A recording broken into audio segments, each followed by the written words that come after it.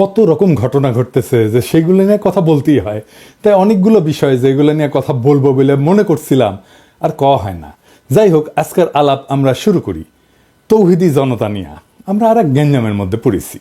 নানা জায়গায় জনতা হামলায় পড়তেছে, নানা রকম ঘটনা ঘটতেছে। বাঙ্গু সেকুলারেরা নাম দিচ্ছে তৌহিদি জনতা। এর মধ্যে কয়টা ঘটনা ঘটছে যে ঘটনাগুলো একটার সাথে আবার আর একটা সম্পর্কযুক্ত, একই রকম ঘটনা। এ ওরে দোষ দেয়, সে তারে দোষ দেয়। আসেন প্রথম থেকে ঘটনাগুলো দেখি। প্রথমে এই 34 সেকেন্ডের ভিডিওটা দেখেন। ছিন্ন করে দিতে চায় দেশের বুক থেকে, সেই শোককে আজকে তারা বিভাজিত করছে। প্রধানমন্ত্রী তাই এই শোক একটা সন্তানের শোক নয়, এই শোক অগণিত অজস্র পরিবারের এক নদী শোক। এই শোকের রক্তে আমরা অবগাহন করেছি, বিজয় আমাদের হবেই, লড়াই চলবে। এই লড়াইয়ে বাংলাদেশের বিজয় অনিবার্য। এটা 3রা আগস্ট 2024-এর ভিডিও। দেখলেন তো, যিনি বক্তৃতা দিচ্ছেন, ভালো বক্তৃতা দিচ্ছেন কলে, উনি আমার বন্ধু। আমরা একসাথে রাজনীতি করেছি রাজশাহীতে। পিছনে লাল পোস্টার হাতে যে মেয়েটা না, সেটা আমার ওই বন্ধুরই মেয়ে। এই লাল পোস্টারটা হাতে নিয়ে দাঁড়ানোর আগে আমাকে সেটা পাঠিয়েছিল ওই মেয়েটা। আমি ওটা ফেসবুকে শেয়ারও করেছিলাম। সেই মেয়েটা হইতেছে মোহাম্মদপুরের সেই সিগারেট কাণ্ডের একজন ভিকটিম মেয়ে। ঘটনা কি ঘটেছে আপনারা জানেন। এর দুটো মেয়ে বিড়ি খেতেছিল।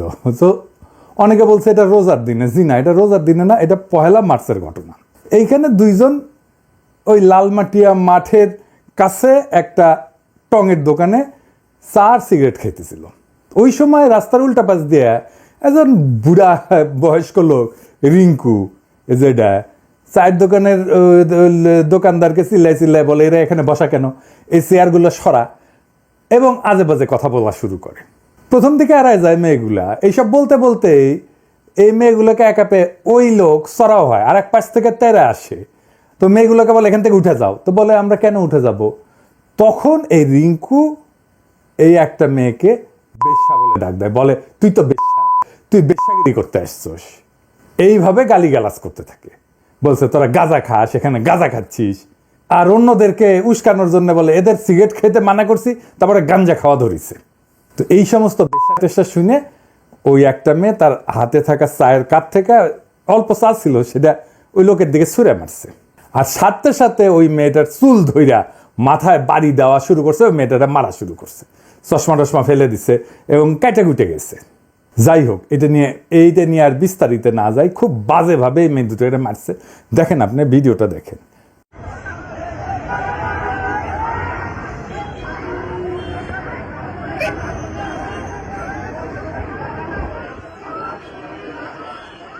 তারপরে মেয়েদের গার্জেন টার্জেন চলে আসে, কিন্তু এই গার্জেনদের সামনে এদেরকে মারা হয়, থানায় টানায় নিয়ে যাওয়া হয়।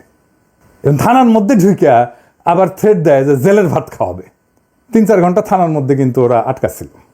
এবং আপনারা দেখছেন ভিডিওতে মেয়েগুলোকে খুব জঘন্যভাবে পিটানো হয়েছে। শুরুটা করছে এই রিঙ্কু নামের লোকটা। রিঙ্কু কে? সে আগে জাহাঙ্গীর কবির নানকের লেসপেন্সার ছিল, এখন একটা দল করে, আর নাম কইলাম না আর কি সেই দলের। আচ্ছা ধরেন, মেয়ে দুইটা খুবই খারাপ কাজ করেছে, সিগারেট খেয়েছে। রিঙ্কু তো বুড়া বেডা, বাল পাইকে তো তালতলায় গেছে। ওই মেয়ে দুটা তো তার মেয়ের বয়সী। ধরলাম তার শাসন করার অধিকার আছে। শাসন কি বেশ্যা বলে করা যায়? আপনার মেয়েরে কেউ বেশ্যা বললে আপনি ছেড়ে দিবেন, মেনে নিতেন? আচ্ছা বলেন, আমাদের সমাজে তো আমরা নৈতিকতা শিখি কোথায়? বাসায় শিখি অবশ্যই। কিন্তু সমাজের মুরব্বী যারা আছেন, ধরেন মসজিদের ইমাম, মুয়াজ্জিন, মাদ্রাসার শিক্ষক, বা ধরেন পাশের বাড়ির চাচা, মামা, খালা, ফুপা, এরাই তো আমাদের শাসন করেন, তাই না? আমাদের দেখে রাখেন পাড়া মহল্লায়। ওনারা যে শাসন করে, কোনোদিন কখনো কাউকে বেশ্যা বইলা শাসন করছে? করে নাই। আপনি চিন্তা করেন, আপনি যদি সম্মানের মুরব্বী হন, তাহলে মসজিদে তো আপনারা দেখলেই সিগারেট লুকাবে। তারপরে যদি শাসন করতে হয়, তাহলে তো তার সিস্টেম আছে, তাই না? পবিত্র কোরআনে বলছে যে আপনার প্রতিপালকের পথে আহ্বান করেন প্রজ্ঞা এবং সদুপদেশ দিয়ে, এবং তাদের সাথে উত্তম পন্থায় বিতর্ক করেন। জোর কইরা না, বরং ভিন্ন মতের সাথে ডিল করতে বলা হয়েছে 3 ভাবে। 1 নম্বর হইতেছে হিকমা বা প্রজ্ঞা দিয়া, 2 নম্বর হইতেছে মওয়াইজা বা উপদেশ দিয়া, 3 নম্বর হইতেছে জিদাল বা সুন্দর পদ্ধতিতে বিতর্ক কইরা। এটা নির্দেশ দেওয়া হয়েছে পবিত্র ধর্মগ্রন্থে। তো এই রিঙ্কু কোন আলেম আসছে যে সিগারেট খাইতে দেখে চান্দি গরম হয়েছে? এর কি শাসন করার অধিকার আছে? আপনি বেশ্যা নেশা বললে পিটাইলে ও সিগারেট খাওয়া বন্ধ করবে? করবে না তো, বেশি বেশি খাবে, জেদ কইরা খাবে। ওই মেয়ে দুটা তো দেশে থাকবে না, বিদেশ চলে যাবে। আর ওই যে রিঙ্কু তৌহিদি জনতার নামে মারিছিল, এরা জীবনে এটা ভুলবে না এই মেয়েগুলা। আমরা মাঝে মাঝে বলি যে মানুষের মধ্যে এই যে ইসলাম বিদ্বেষ কেন, অবাক হই। এমনকি মুসলমান সম্প্রদায়ের মধ্যে কেন এই ইসলাম বিদ্বেষ আছে না? অনেক মুসলমান সম্প্রদায়ের লোক আছে না যারা ইসলাম বিদ্বেষী। এই যে রিঙ্কু এই ঘটনা ঘটাইছে, এটা থেকে খুব বড় সম্ভাবনা আছে যে এদের মধ্যে, এই মেয়ে দুইটার মধ্যে ডিপ ইসলামোফোবিয়া জন্ম নেবে। তো এই রিঙ্কু কি ইসলামের ভালো করলো, সেবা করলো না ক্ষতি করলো? এবার আসেন ঢাকা বিশ্ববিদ্যালয়ের আর এক শাহবাগের অন্যাকাণ্ড নিয়ে কথা বলি। আগে শুনেন ওই যে ছেলেটা যে ওড়না ঠিক করতে বলছে, কি বলে বলছে সেটা ওর মুখ থেকেই শুনেন। মাই লাইফ মাই রুলস, আমার পোশাক যেমন পরবো এটা আমার ইচ্ছা। আমি আমার মানে ওনাটা এখানে ছিলাম, নামাই রাখেন আপু। আমি তো বলি না যে আপনার দুধটা কত বড়, আমরা তো এমন ভাবে কোনো গালিতে বলি নাই। সে কি বলতেছে তার মুখে শুনলেন তো, দুগ্ধ বিশেষজ্ঞ। তুমি বাবা লাইব্রেরিতে কি করিচ্ছ? মিল্কভিটা কোম্পানির যাও, উঠে কাজ করো, যাও, দুধ বিশেষজ্ঞ। ও নিজে ফেসবুকে কি ফলো করে দেখেন, কারে কারে ফলো করে দেখেছেন? রোজা রমজানের দিন দেখানো একটু মুশকিলই, কিন্তু তাও দেখেন। এডিটর সাহেব দেখাছেন, ওর পছন্দ দেখেছেন? রোজা রমজানের দিন ক্যাঙ্কা করে আর দেখাই কি শেয়ার করেছে দেখেন। হ্যালো গার্লস, তোমরা যদি প্রেম করো, পাবজি লাভার দেখে প্রেম করবে, বিকজ তারা একটা গার্লফ্রেন্ডে ঠিক মতো হ্যান্ডেল করতে পারে না, আর 2-3টা no way, so they are 100% সেফ। PUBG lover is best as a person. একজন নারীর সাথে কেমনে কথা বলতে হয় সেটাই শিখেনি, কেমনে শিখবে? ও তো এগুলা দেখে ভিডিও। আমি ধরলাম যে তার লঘু পাপে গুরুদণ্ড দিছে, ধরেই নিলাম। কিন্তু ফেসবুকে মায়াগো পাশার ছবি দেখা ভাইটা রাস্তায় এসে দুধ বিশেষজ্ঞ হয়েছে, কোন আক্কেলে মৌলানা বেনে দিলেন ভাই। আব্বাসী হুজুর আমার অত্যন্ত পছন্দের একজন আলেম, উনার মতো একজন আলেমের কাছে যে উনারে নিয়ে গেলেন, আপনারা আব্বাসী হুজুরের সম্মানের বিষয়টা দেখবেন না? উনার কাছে আপনারা যারে তারে তো নিয়ে যেতে পারেন না। এই যে মালটা যাটা করবে এখন বা করিছে, সব আব্বাসী হুজুরের গায়ে লাগবে তো। আর এই ছেলের তো বেসিক এডুকেশনের সমস্যা আছে রে ভাই। এরকম দামড়া বয়সে মাদ্রাসা এডুকেটেড একজন কি এইভাবে কথা বলে? দুধ এইভাবে কথা বলে? ফেসবুকে সানি লিওনকে ফলো করে আর ওই পাশাল্লাহ মায়াসের ছবি ফলো করে না তো। তো তাহলে কারে আপনি হিরো বানাইলেন? যাই হোক, সমাধানের কথা বলি। এই যে শাহবাগে জড়ো হইলে সবাই, সে জায়গায় ইন্টারভেনশন করতে হইতো মুরব্বীদের। এখানে কোনো মুরব্বী নাই। ধর্মীয় ইস্যুগুলোকে রাজনীতি দিয়া, সমাজ দিয়া, আইন দিয়া, সোশ্যাল মিডিয়ার জাজমেন্ট দিয়া ডিল করতে যায় না। এটা করা যায় না, আমরা করতেও চাই না। এগুলো ধর্মীয় নেতাদের হাতে ছাইড়া দিতে হবে। এখন যদি বাবুনগরী সাহেব থাকতেন, উনি ইন্টারভেন করতে পারতেন, ওনাকে সবাই মানে। ঢাকায় কিন্তু মামুনুল হক সাহেব আছেন, ওনারাও তো ডাকা যাইত। আমার ধারণা উনি জানলে ইন্টারভেন করতেন। আমার অত্যন্ত পছন্দের একজন আলেম। আমি ঢাকার সকল আলেমকে অনুরোধ করবো, আপনারা নিজেরা একটু বসেন, নিজেরা আলাপ করেন, তারপরে আমাদেরকে পরামর্শ দেন যে আমাদের কেমনে চলা উচিত। প্রশাসনকে পরামর্শ দেন, জনগণকে বলেন এইসব ইস্যুতে কিভাবে ডিল করা যায়। আবার এরকম ইস্যু ঘটবে, আপনারা ইন্টারভেন করবেন মেহরবানি কইরা, এ আশা থাকলো। আপনারা বুঝতে পারতেছেন নিশ্চয়ই এটা একটা বড় প্ল্যান, আন্তর্জাতিকভাবে দেখাবে যে বাংলাদেশের নারীরা নিরাপদ না। আপনারাই তো মন্দির পাহারা দিয়েছেন না 5ই আগস্টের পর? আপনাদের হাতে জাতি দায়িত্ব দিতে চায় নারীদের নিরাপত্তা নিশ্চিত করার। আপনারা ওয়াজে এই নারীদের নিরাপত্তার ইস্যুটা নিয়ে আসবেন, কথা বলবেন আপনাদের ওয়াজে। এইবার আসেন এই ইস্যুতে আর একটা আলোচনা আসছে, সেটা নিয়ে একটু আলাপ করি।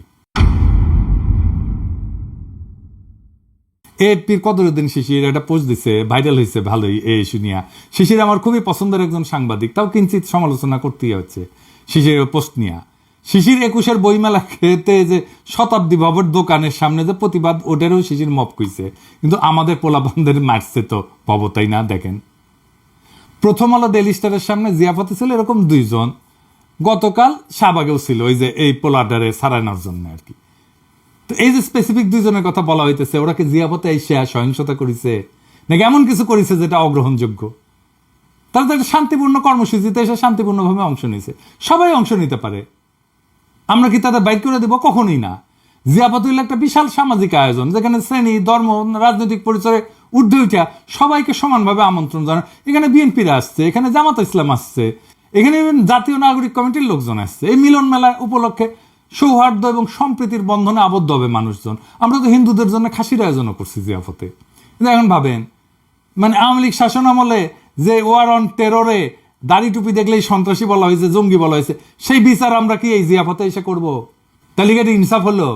আমরা তো কোনো দল বা শক্তির অনুগত হইয়া বিপ্লব করিনি যে আমাদের আওয়ামী লীগ, ভারত বা পশ্চিমাদের পরিকল্পনা মাফিক তাদের তথাকথিত সন্ত্রাসের বিরুদ্ধে অনন্ত যুদ্ধের মধ্যে আমাদের থাকতেই হবে। আমাদের বিপ্লব অভ্যুত্থান ছিল অন্যায়ের বিরুদ্ধে প্রতিবাদ, এক নতুন সূর্যের অপেক্ষায় করা একটা সংগ্রাম। সেটা তো কখনোই অন্ধ প্রতিশোধের খেলায় পরিণত হওয়ার জন্য ছিল না। গতকাল শাহবাগের সবচেয়ে খারাপ কাজ যেটা হয়েছে তা হইতেছে ওই ছেলেটাকে হিরো বানায় দেওয়া হয়েছে, পাগড়ি টাগড়ি পরায়, ফুলের মালা টালা দেওয়া, এটা খুবই খারাপ এক্সাম্পল হয়েছে। এটা উৎসাহিত হয়ে সারা দেশে ফেসবুকে মাইয়াদের পাশে দেখা এই যে যৌন অবদমিত কিছু উচ্ছৃঙ্খল পোলা নারীদের উপরে এইভাবে চড়া হইতে থাকবে। আমাদের সমাজ বাদ দেন, ইকোনমি থাকবে এরকম করলে, আমাদের গার্মেন্টস থাকবে, মেয়েরা যাইতে পারবে গার্মেন্টসে, কেমনি সামলাইবেন এসব? গতকাল শাহবাগ থানায় তো ধর্ম উপদেষ্টা যাওয়া উচিত ছিল এইসব ফয়সালার জন্য। সর্বজন সদ্য আলেমদের যায় বলতে হইতো যে হুজুর এসব দেখেন, আপনারা পরামর্শ দেন কি করা লাগবে, আপনারা মুরব্বী দেখেন, 3-4 জন মুরব্বী বিষয়টা সেটেল করে দিতে পারতেন ওইখানেই। আমি ধর্ম উপদেষ্টা হইলে বা স্বরাষ্ট্র উপদেষ্টা হইলে তাই করতাম, ওনারা ফয়সালা করে দিতেন, আমি ওনাদের বসতে দিয়ে পাশে দাঁড়ায় থাকতাম, লিটারারি দাঁড়ায় থাকতাম, আক্ষরিক অর্থে দাঁড়ায় থাকতাম, এইটা বুঝাইতে যে ওনারা আমারও মুরব্বী। কিন্তু আমরা সেটা করবো না, ফেসবুকে লড়াই লাগাই দেবো, অযথা আমাদের শক্তি ক্ষয় করবো। একটা জাতির ক্রিয়েটিভ এনার্জি আমরা কত অল্পেই খরচা করে ফেলি। আমাদের উপদেষ্টা পরিষদের সবচেয়ে বড় ব্যর্থতা হচ্ছে যে সিচুয়েশন ট্যাকেল করার মতো স্ট্র্যাটেজিক ইন্টারভেনশন কি হইতে পারে সেটা পরামর্শ দেওয়ার মতো একজনও নাই। আমি যদি গতকাল টাইম মতো ঘটনা জানতে পারলাম না, তাহলে সংশ্লিষ্টদের এই পরামর্শ দিতাম। ওনারা তো আবার গাড্ডায় না পড়লে পর্যন্ত পরামর্শ চান না। এই জুলাই আগস্ট বিপ্লব ধ্বংস হইয়া যেত, আমরা সফলই হইতে পারতাম না যদি নারীরা রাস্তায় নামে না আসতো। তখন তো ভাইরা ওই নারীর ওড়নার নিচে লুকে যান বাঁচেছিলেন। কোন নারী বুক দিয়া তার ভাইদের ঠেকায় নাই? এই নারীরাই বিরান রাজপথে ভাইয়ের লাশ কাঁধে নিয়া মিছিল কইরা আমাদের বিবেককে জাগাইছে। দেখেন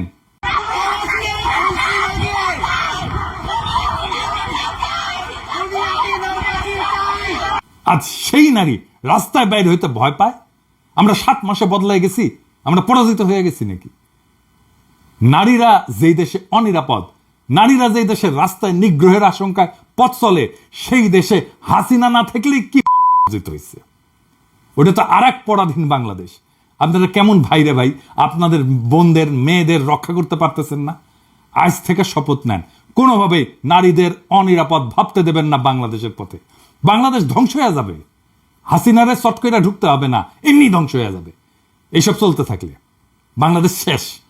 আওয়ামী পান্ডা রিঙ্কুরা যারা মসজিদে ঢুকা মুসল্লি পিটাইতো, তারা এখন ইসলামের সেবক সেজা নারীদের হেনস্থা করতেছে। আর সারা দুনিয়া দেখবে আমাদের দেশের লোকেরা ইসলামের নামে নারীদের নিগ্রহ করতেছে। মাত্র কয়েকটা লোকের জন্য বিপ্লব আর স্বাধীন বাংলাদেশের স্বপ্ন আমাদের ধ্বংস হয়ে যাবে। ওইটা হাসিনা চট করে ঢুকে যাওয়ার চাইতেও খারাপ হবে। আর একবার যদি ইন্ডিয়া চান্স পায় না বাংলাদেশে ঢুকা, তাহলে এইবার আর ভুল করবে না, হায়দ্রাবাদ বা কাশ্মীর বানায় দেবে, খায়া ফেলবে একেবারে। এটা মাথায় রেখেন। মাইয়াদের রাস্তায় পোশাক নিয়ে নসিহত দাও দূর কি বাদ, নিজের নামাজে সেজদায় গেলে মোদির ঠোলা পাশায় লাথি দিয়ে উঠাই দেবে। ওই ভবিষ্যৎ যদি না চান তাহলে এক্ষুনি রুইখা দাঁড়ান নারী নিগ্রহের বিরুদ্ধে। নারীরা যদি ঘর থেকে বাইরে হতে ভয় পায়, তাহলে মনে রাখেন বাংলাদেশে ইন্ডিয়ার রাজত্ব শুরু হয়ে গেছে। তাহলে কারা বাংলাদেশে হাসিনার অসমাপ্ত কাজ সমাপ্ত করে দিতে চায় তাদের চিনে রাখবেন। এইবার আসেন জুলাইয়ের একটা গল্প বলি। এখনো পর্যন্ত চিটাগাং মেডিকেলে ভর্তি থাকা সর্বশেষ এবং জুলাইয়ের একমাত্র আহত গাজী মেহেদী হাসান। 5 আগস্ট মনসুরাবাদে তিনি পায়ুপথে গুলিবিদ্ধ হন। মেহেদীর বিবরণ অনুযায়ী সেই দিন বৃষ্টির মতো গুলি করতেছিল পুলিশ মনসুরাবাদে। আসরের নামাজ পড়ে মাত্র বিজয় মিছিলে নামা মেহেদীকে পেছন থেকে গুলি করা হয়। সেই যে 5 আগস্ট মাগরিবের ওয়াক্তে তাকে নেওয়া হলো এই হাসপাতালে, আজকে পর্যন্ত ব্যথার যন্ত্রণায় তিনি কাতরাচ্ছেন। যে ভয়াবহ আঘাত মেহেদী পেয়েছে তা থেকে 7 মাসেও মুক্তি পাননি। গত কয়েক মাসের মধ্যে অপারেশন করা হয়েছে 5 বার। এই সংখ্যা সামনে আরও বাড়তে পারে। মেহেদীর পায়ুপথ গুলিবিদ্ধ হওয়ায় মলত্যাগের বিকল্প ব্যবস্থা করে দেওয়া হয়েছে নাভির নিচ দিয়ে কৃত্রিম ছিদ্র করে, যাতে শরীরের বর্জ্যগুলো মলাশয়ে না গিয়ে সরাসরি বের হয়ে যায়। কিন্তু বর্জ্যের জীবাণুর কারণে বারবার ইনফেকশন হওয়ায় বারবার অপারেশন করে সেই ছিদ্রকে স্থানান্তর করা হচ্ছে। তার শেষ অপারেশন হয়েছে 27 ফেব্রুয়ারি। মেহেদী সারাদিনই প্রায় ব্যথায় কাতরাতে থাকেন। সেবার জন্য শিওরে দাঁড়ানো তার একমাত্র মা ছেলের মাথায় আর হাতে এক টানা মালিশ করতে থাকেন। মেহেদী পেশায় ছিলেন ড্রাইভার, তার উপার্জনেই পরিবারের খরচ চলত। পুলিশের নৃশংসতায় এই গাজী এমন এক করুণ দশা উপনীত হয়েছে যে তার আসলে উন্নত চিকিৎসারও কোনো সুযোগ নেই। মেহেদীর পায়ুপথ এবং তলপেটে থাকা সেলাইগুলো যতদিন ঠিক না হবে, যতদিন স্বাভাবিক জীবনে সে ফিরে না আসবে, ততদিন এভাবেই সে ছটফটিয়ে দিন কাটিয়ে দেবে। আমরা কি মেহেদীদের বীরত্বের ইতিহাস জাতিকে জানাবো, নাকি দুগ্ধ বিশেষজ্ঞদের হিরো বানায় বিপ্লবের সাথে বিশ্বাসঘাতকতা করব? সেই বিচারের ভার আপনাদের উপরেই দিলাম। এই দেশেই 5ই আগস্টের স্বাধীনতা, গণতন্ত্র এবং ন্যায় বিচারের স্বপ্ন প্রতিষ্ঠিত হয়েছিল।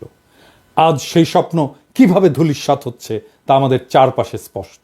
নারীর নিরাপত্তা নিশ্চিত না হলে, সমাজে সহনশীলতা না থাকলে আমাদের নবলব্ধ স্বাধীনতা শুধুই নামমাত্র স্বাধীনতা হয়ে থাকবে।